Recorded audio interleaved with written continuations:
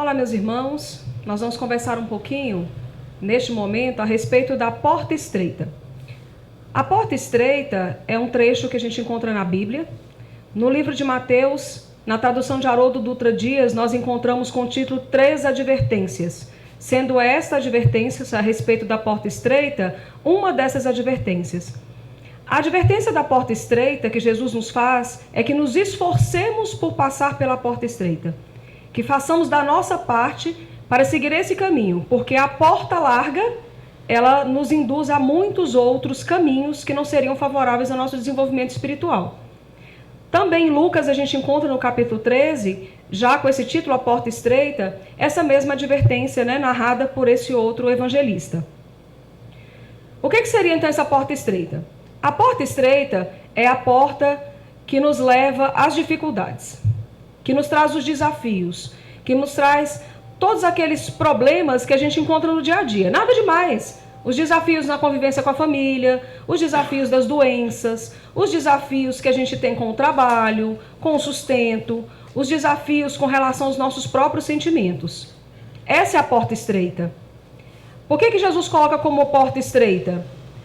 Por diversos motivos a gente pode pensar, Cada uma das palavras de Jesus tem uma infinidade de conhecimentos que a gente ainda não conseguiu destrinchar.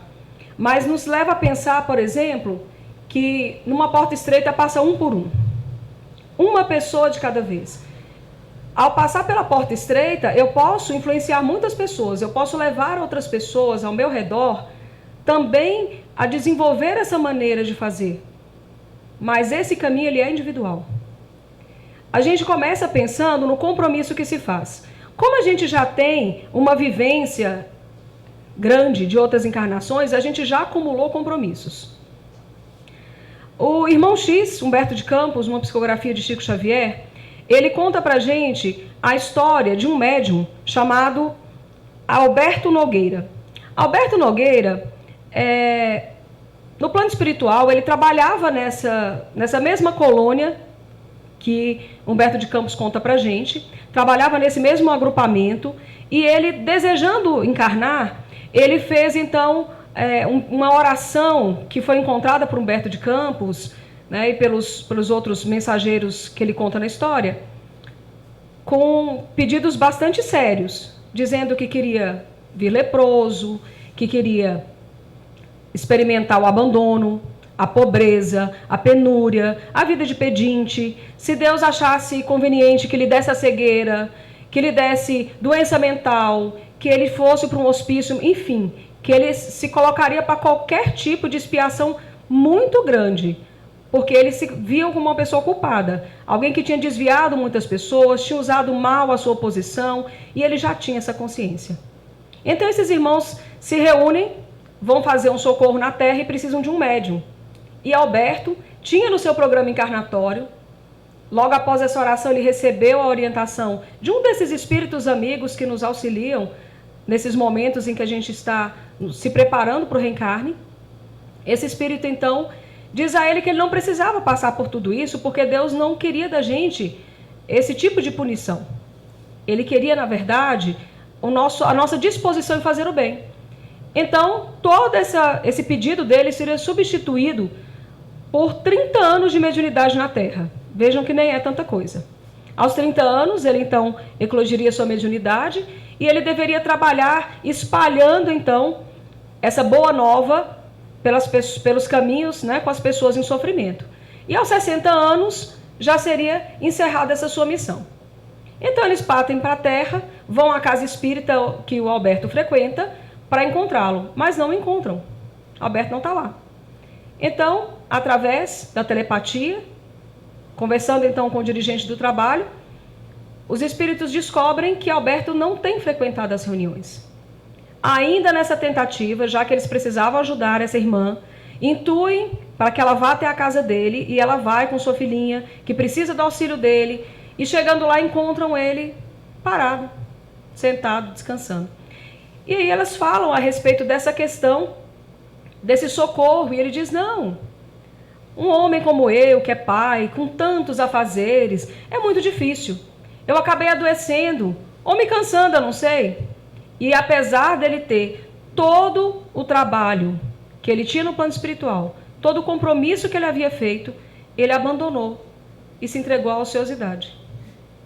Então a gente pensa que temos também compromissos assim. No plano espiritual, quando tomamos consciência das nossas dificuldades, nós pedimos por cada uma dessas vicissitudes que a gente passa, por cada uma das dificuldades que vem à nossa vida.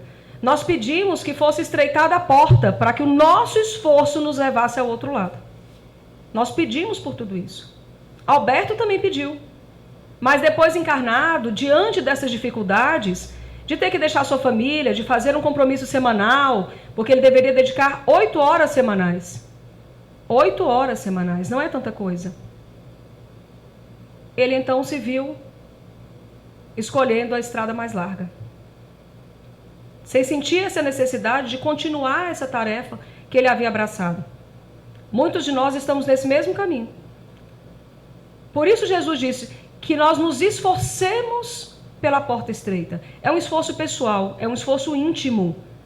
Por mais que eu tenha o auxílio das palestras, que eu tenha bons livros, que eu tenha amigos maravilhosos que me aconselham, que me falam sobre todas as coisas que são importantes na vida, eu preciso querer. É preciso a vontade ativa para que eu consiga modificar o meu estado espiritual.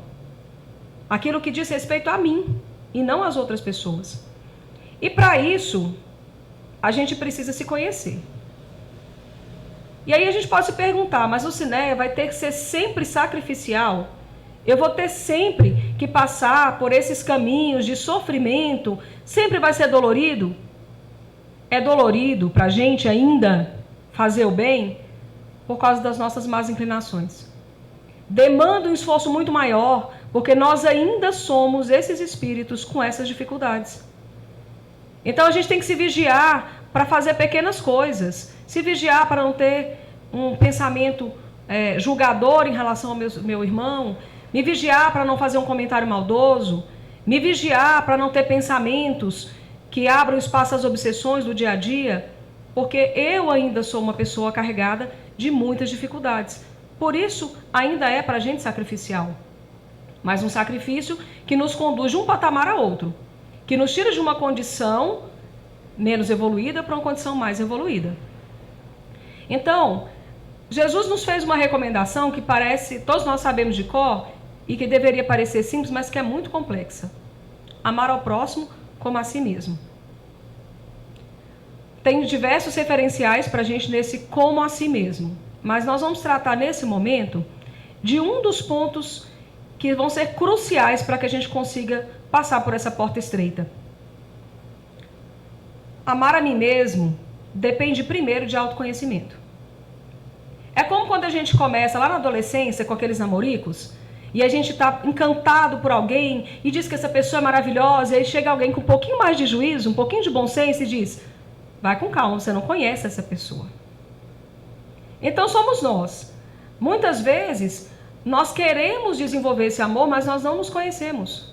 Nós não sabemos quem nós somos de verdade. Que tipo de características nós carregamos que faz com que nós sejamos esse ou aquele tipo de espírito. Nós muitas vezes até nos enganamos. Então, primeiro, eu preciso saber quem eu sou. E muitas vezes, quando nós começamos a fazer essa pesquisa interior, a gente sofre um choque muito grande. Porque essa visão de que somos imperfeitos não nos agrada muito. Nós criamos imagens de nós mesmos que nos favorecem mais. É como você procurar o melhor ângulo para a foto. Então você procura sempre aquele ângulo e você sempre se olha por aquele ângulo. E aí de repente você olha e vê que do outro lado não é tão legal. Na hora que a luz bate, não tem uma visão tão agradável. E aí vem a questão do amar a si mesmo. Nós temos que aceitar quem somos. Nós ainda somos assim, somos falíveis, temos muitas dificuldades, somos frágeis. Começamos uma caminhada, daqui a pouco tropeçamos, temos que levantar, começar de novo. Porque são as nossas dificuldades. São coisas comuns. E quando a gente fala em aceitação, nós não estamos falando de conformismo. Da pessoa parar e dizer: eu sou assim mesmo, eu nasci assim mesmo, eu sou um espírito muito imperfeito. Esse tipo de discurso não nos ajuda. A consciência, a aceitação é uma coisa, o conformismo é outra. O conformismo ele vai nos amarrar. Enquanto que a aceitação vai fazer com que a gente chegue àquilo que Paulo de Tarso conseguiu fazer. A abraçar esse homem velho para que possa surgir um homem novo. Então, primeiro é entender que se eu vou levantar queixas sobre tudo que eu produzi até hoje, sobre quem eu sou, sobre o que eu consegui até hoje, então eu tenho que trazer essa responsabilidade por completo, integralmente. Qual é a minha responsabilidade? São todos os erros que eu cometi e são todos os acertos que eu já tive. Eu já estou aqui, eu não estou partindo do zero. Se eu consigo entender que eu já fiz uma caminhada, eu consigo entender que eu posso continuar caminhando. Então a aceitação dos meus erros, das minhas dificuldades, como fases temporárias, de uma aprendizagem que é constante nesse ir e vir das encarnações, vai fazer com que eu tenha mais força para então despertar essa vontade de mudar. E aí a gente tem que pensar, como é que eu vou fazer isso? Bom, Santo Agostinho traz para a gente alguns passos com relação a isso. Primeiro, a gente fazer a oração. Nós temos que atrair para junto da gente os bons espíritos que estão do nosso lado só esperando que a gente diga, eu quero. Que a gente se disponha a essa mudança. Para que a gente diga, eu estou enxergando a porta estreita e estou disposto a passar por ela. A compreender as dificuldades que estão ao meu redor, a ter um novo olhar e a passar por essas dificuldades com o máximo de elegância moral que eu consiga. Mas eu preciso de ajuda. E nesse momento a ajuda vem. Porque quando a gente se coloca em direção a alguma coisa, essa coisa também vem em direção a gente. Quando ela vem de dentro, quando ela é de verdade, ela também vem em direção a gente. Então, nesse momento da oração, com esse começo, a gente já se coloca com boas companhias, com auxílio para que essa caminhada seja então mais tranquila. Depois, Santo Agostinho diz para a gente que todos os dias devemos passar em revista os nossos atos. O que seria isso? Ele fala, faça como eu fazia quando estava encarnado. Ao final do dia, eu me perguntava, será que eu fiz mal a alguém? Será que alguém tem motivo de queixa? Tem algum motivo, para se sentir magoado com alguma coisa que eu fiz? Será que eu fiz todo o bem que eu podia ter feito? E aí, pensando sobre essa situação, ele começou a se conhecer, como ele nos conta. Porque quando a gente começa a fazer essa reflexão, a gente descobre em que momentos a gente perde o controle e por quê. Ao final do dia, eu vou perceber que eu tive uma atitude que seria condenável. Não é o tipo de caminho que eu quero fazer. E aí eu tenho que me perguntar, quando foi? O que estava acontecendo nesse momento? Porque eu vou entender o mecanismo que dispara esse sentimento, essa ação ruim em mim. Quando eu consigo entender o que dispara, eu posso talvez antecipar esse passo e dali diminuir um pouco a minha possibilidade de erro. E então, ele coloca para a gente uma outra coisa muito interessante. A gente encontra essas recomendações, para quem quiser analisar com mais calma, no Livro dos Espíritos, na terceira parte, capítulo 12, questão 919 e seguintes. Tá? Então, ele coloca a questão do conhecimento de si mesmo com uma nuance muito interessante. Então, quando a gente faz essa vista ao longo do dia, muitas vezes nós nos desculpamos. Então, vamos dizer que tivemos uma atitude de agressividade. Perdemos o controle, dissemos coisas que não seriam as melhores, as mais cristãs. E quando a gente vai avaliar, a gente diz, mas aquela pessoa falou assim comigo. Mas aquela pessoa também agiu dessa forma. E eu sou humano, eu sou imperfeito, eu tenho minhas dificuldades. E aí também eu não sou perfeito, não vou querer assim. E aí eu acabo dizendo que tudo bem, pro meu erro. É o nosso risco da hipocrisia. A gente começa a colocar um véuzinho, uma cor diferente naquilo que a gente faz. Então, se a gente é avarento, a gente diz, não, é porque eu sou precavido econômico. Se eu sou desconfiado, se eu não confio nas pessoas, se eu saio por aí com os meus julgamentos, eu digo, não, é porque eu sou uma pessoa prudente. Eu não me coloco em situação de perigo. São desculpas que nós damos para os nossos próprios erros. E aí Santo Agostinho, nessa hora, ele coloca para a gente uma coisa muito interessante. Você quer saber se aquilo é uma coisa ruim ou é uma coisa boa? Pensa como você analisaria se fosse outra pessoa fazendo isso. Porque nós somos bons críticos. Na nossa natureza inferior ainda, nós temos uma habilidade muito grande para apontar erros.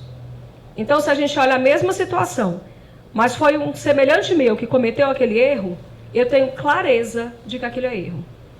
Eu tenho certeza absoluta de que aquilo não é bom. E então, não tem dúvida. Se aquilo não é bom, eu analisando o que foi feito por uma outra pessoa, então não é bom. E isso me dá um referencial para mim. Para que eu possa começar um caminho.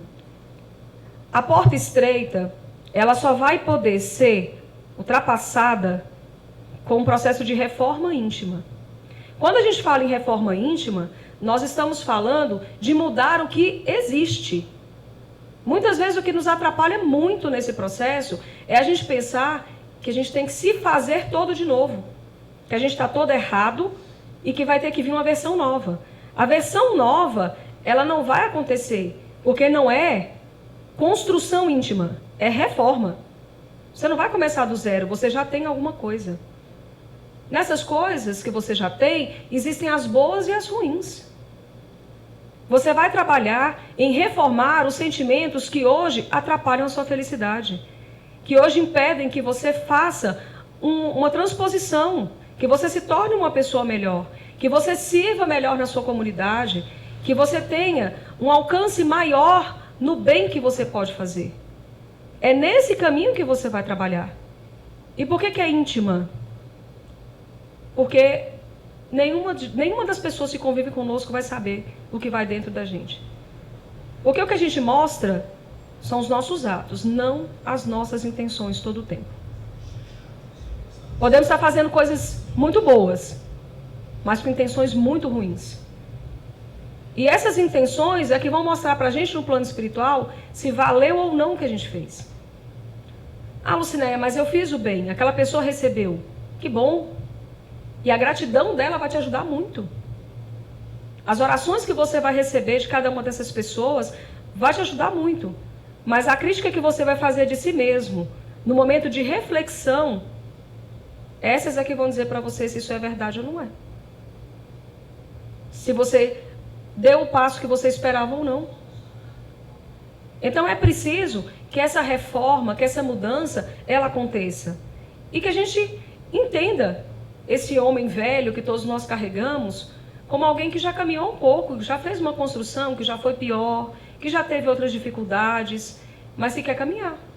E se ele quer caminhar, nada vai deter. Nada vai deter. Emmanuel fala pra gente, numa mensagem no livro Abrigo, intitulada A Porta Estreita: sem a porta estreita do obstáculo, não conseguiríamos medir a nossa capacidade de trabalho ou ajuizar quanto à nossa fé. Olha que incrível, né? Infelizmente, ainda somos assim. Nós pedimos por essas dificuldades porque as dificuldades nos acordam. Muitas vezes nós estamos ociosos como o Alberto, sentados numa rede, achando que a nossa vida é muito difícil. Vem a vida e nos sacode. Acorda. Veja que as coisas são diferentes. E é aí que a gente acorda para a fé, que a gente se liga a Deus de verdade, que é um auxílio que a gente não pode abrir mão. Essa ligação com o Pai que nos fortalece, que nos mantém de pé, que nos mantém firmes nos nossos propósitos. Mas é muitas vezes na hora da dor que a gente acorda. É na hora dessa dor, desse constrangimento que a vida nos faz, é que a gente percebe que a gente pode, que a gente tem uma capacidade de trabalho. Trabalho no bem. Essa capacidade de servir, ela surge nesse momento. Né? É um dito popular: quem não vai pelo amor, vai pela dor. Quantos de nós pode dizer que foi pelo amor? E mesmo estando na estrada por amor, quantas vezes não é a dor que nos faz dar o próximo passo? Que nos faz sair da posição em que nos encontramos para ir além, para caminhar. Então nós não podemos querer as facilidades do mundo. É muito bom, né? Mas é ilusório. É ilusório. Quando a gente desencarnar e a gente for para o que a gente chama de vida eterna, né? Que é onde a gente sabe que é a nossa verdadeira vida, o que é que nós vamos levar? Dos confortos que nós temos na Terra, o que irá conosco? Só o conforto espiritual. A consciência tranquila, de eu poder acreditar que fiz tudo que era possível, da melhor maneira que eu podia, esse conforto vai comigo. Tanto quanto a dor de não ter conseguido fazer alguma coisa. Mas o reconhecimento do esforço também dá um conforto para o espírito. Ainda que eu não chegue aonde eu vislumbrei lá atrás que poderia ser o meu objetivo, mas eu caminhei em direção a ele, o nosso esforço vale muito. E é baseado nesse esforço que a espiritualidade vem em nosso socorro quando a gente chama. Emmanuel diz ainda, os ensinamentos auridos na própria renúncia são aqueles que se nos estampam na alma no campo evolutivo.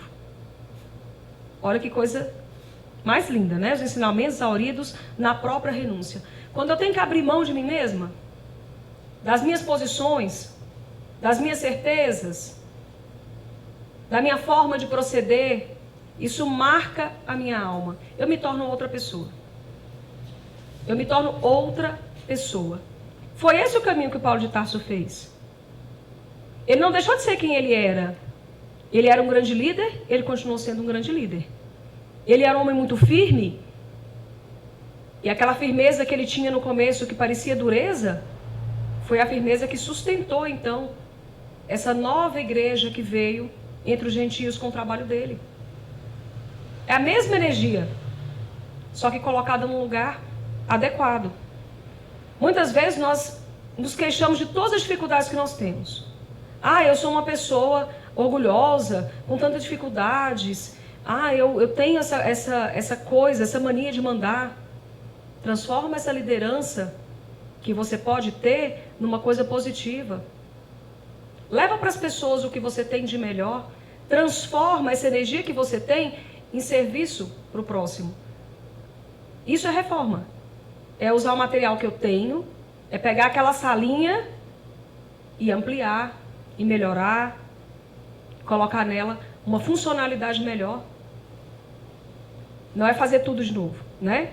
E Emmanuel diz ainda, saibamos, no entanto, respeitar a porta estreita, que o mundo nos impõe o socorro da vida maior, a fim de que possamos reconsiderar a própria marcha.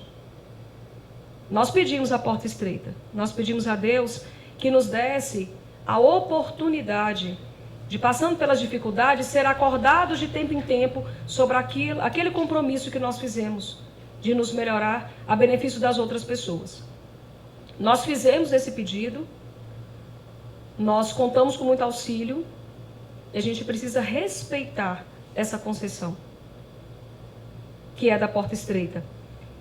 Que aqui Emmanuel nos diz, né? Nos impõe o socorro da vida maior. Quando a gente passa por essa dificuldade e se eleva novamente em direção a Deus, coloca novamente em sintonia com essas energias, que são as energias mais potentes do universo, que são as energias do amor, a gente atrai para junto da gente tudo aquilo que é bom. Tudo aquilo que vai nos fortalecer para passar pelas dificuldades. Não tenhamos, então, meus irmãos, essa pretensão de passar pela terra sem sofrimento, sem dificuldades. Nós estamos vivendo, nesse momento, algumas dificuldades que vão nos fazer pessoas novas. Vão fazer com que vejamos a vida de uma forma diferente. Vão despertar a necessidade de servirmos de forma diferente. De olharmos os nossos semelhantes, os nossos vizinhos, os nossos parentes, os nossos clientes, com outro olhar. De uma outra forma. Nós estamos sendo convidados a passar pela porta estreita. Qual é o compromisso que nós temos? O que foi que nós escolhemos? A porta larga, ela oferece para a gente tudo que o mundo pode dar. Mas nós não precisamos de tantas coisas. O que a gente precisa é tão simples. Quando a gente chega no final do dia e a gente pode deitar e se sentir em paz, isso não tem preço.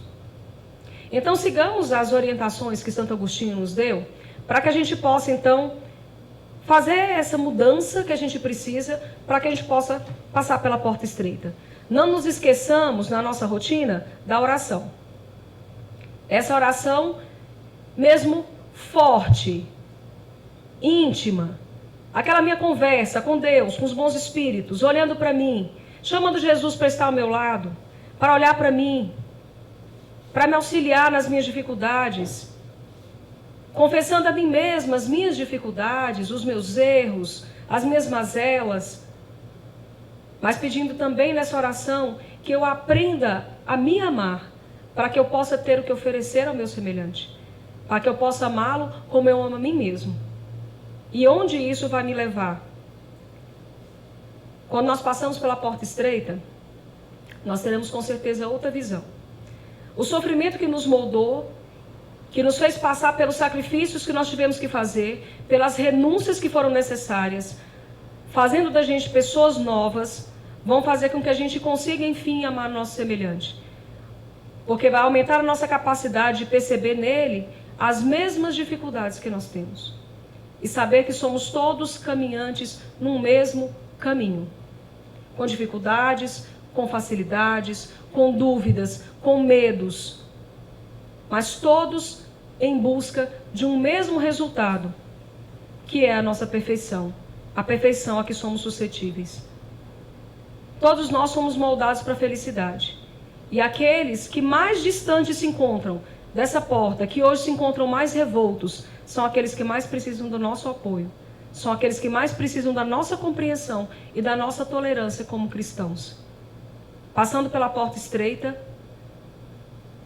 como uma forma bem diferente. Estando num ponto estreito, nós teremos uma visão muito mais ampla do que são as nossas provações, as nossas dificuldades, as dificuldades do nosso semelhante, aqueles para que nós temos que estender as nossas mãos. Sejamos firmes. Os Espíritos já nos disseram. Queremos fazer uma grande mudança? Tudo começa com uma única coisa: vontade. Pois que seja firme a nossa vontade. Que Jesus nos abençoe, meus irmãos, e que a gente consiga, com essa nossa tarefa, aqui na Terra, com as nossas dificuldades, aprender e passar pela porta estreita. Porque do outro lado, não teremos o descanso. Muito mais trabalho, mas muito mais alegria no bem que podemos produzir e na felicidade que nós ainda não sabemos descrever.